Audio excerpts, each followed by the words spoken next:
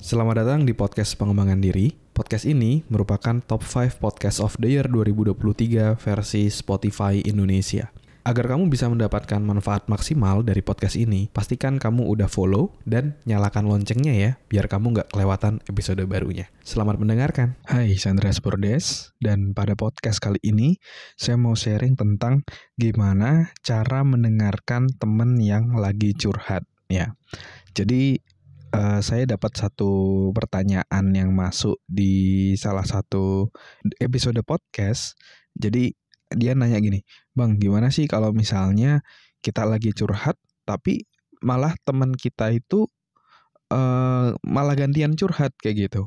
Nah, jadi kita harus seperti apa gitu. Di sini mungkin saya akan bahas dari angle yang berbeda.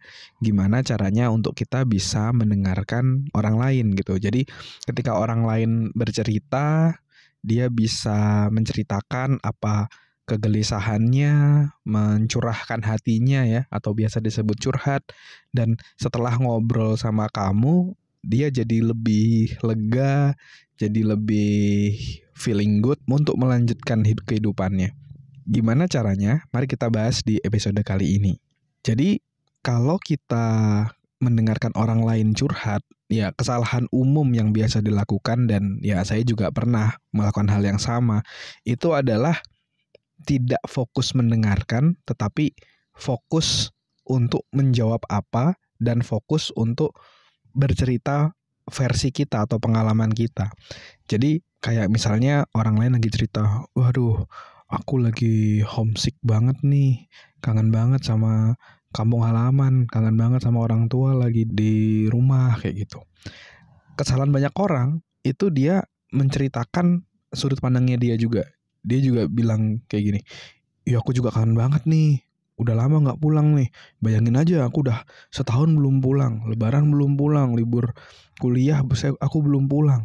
Nah, jadi orang yang satunya bercerita, malah orang yang mendengarkan malah cerita balik. Nah, itu adalah salah satu hal yang mungkin bisa dikurangi ketika kita mendengarkan orang lain bercerita ya, karena pasti mereka jadi ngerasa nggak nyaman juga gitu kalau misalnya belum selesai cerita malah dia cerita duluan. Atau mungkin kalau kita sendiri pun juga sama, kita lagi cerita mungkin sama orang lain, teman dekat kita ataupun orang terdekat kita mau cerita dia balik cerita duluan, kan rasanya nggak enak gitu. Nah, terus gimana caranya untuk kita bisa mendengarkan ya?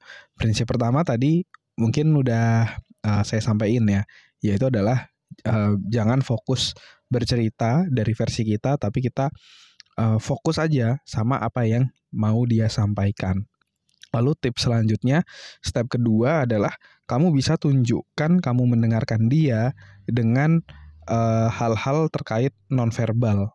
Ya, misalnya contoh dari anggukan kepala, ataupun misalnya dari suara oh gitu. Terus, nah misalnya kayak gitu, itu termasuk membuat orang lain merasa didengarkan gitu. Jadi fokus aja sama orang lain yang sama dia yang mau cerita. Terus pertanyaannya, apakah kita boleh menjawab hal tertentu atau memberikan respon nonverbal seperti itu? Jawabannya adalah boleh aja kamu memberikan respon-respon verbal atau ucapan-ucapan seperti itu. Misalnya, paling simpel adalah kamu mengulangi apa yang dia sampaikan. Misalnya contoh tadi ya, aku kangen banget nih sama kampung halamanku gitu. Nah, misalnya kamu bisa tanyain, bisa respon gitu, oh kamu lagi kangen banget ya sama orang tuamu ya. Terus kita bisa memberikan pertanyaan-pertanyaan lanjutan untuk agar dia merasa didengarkan.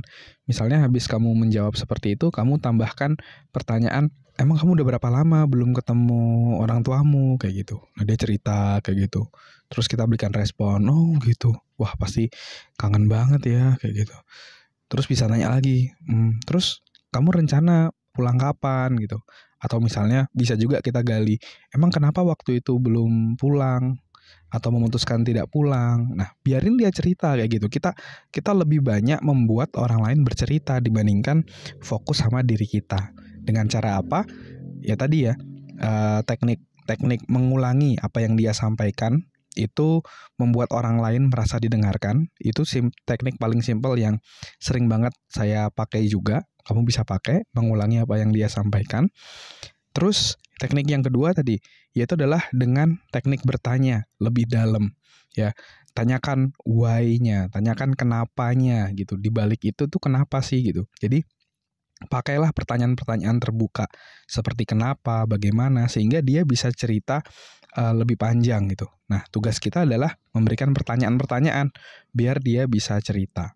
Lalu pertanyaan selanjutnya, boleh nggak sih kita bercerita versi kita? Atau boleh nggak sih kita itu memberikan masukan ke dia? Jawabannya itu adalah boleh, tetapi harus menunggu dia selesai bercerita dulu. Ya, kebanyakan orang itu nggak sabaran, udah mau langsung cerita ataupun udah mau langsung memberikan nasihat kayak gitu. Bayangin kalau misalnya kamu lagi cerita, aku lagi kangen banget nih sama orang di rumah, kamu kangen banget sama kampung halaman. Terus kamu direspon, ya jangan kangen lah. Namanya juga kita merantau, kita harus berjuang, nggak boleh kangen-kangen kayak gitu. Kan jadi nggak enak kayak gitu ya. Tapi kan kita punya mau share perasaan kita. Jadi ketika kamu mendengarkan orang lain, ya, sebelum kamu memberikan saran ataupun sebelum kamu menceritakan pengalamanmu juga, kamu harus mendengarkan dia dulu sampai selesai. Ya, mendengarkan dulu sampai selesai, biarkan dia mengeluarkan seluruh unek-unek dan emosinya dia. Setelah selesai, setelah clear, nah, kamu boleh tuh gantian bercerita ataupun memberikan masukan. Tapi paling mantep sih ngasih masukan itu nunggu dia meminta masukan. Jadi setelah dia cerita, kalau dia nanya, menurutmu aku harus kayak gimana ya? Nah, itu sinyal positif buat kamu kasih masukan. Karena seringkali orang itu sebenarnya tidak perlu masukan-masukan kita. Dia cuma perlu kita dengarkan. Nah, itu yang bisa kamu mulai latih. Itu yang mulai bisa kamu lakukan untuk kamu bisa mendengarkan orang lain dengan lebih baik.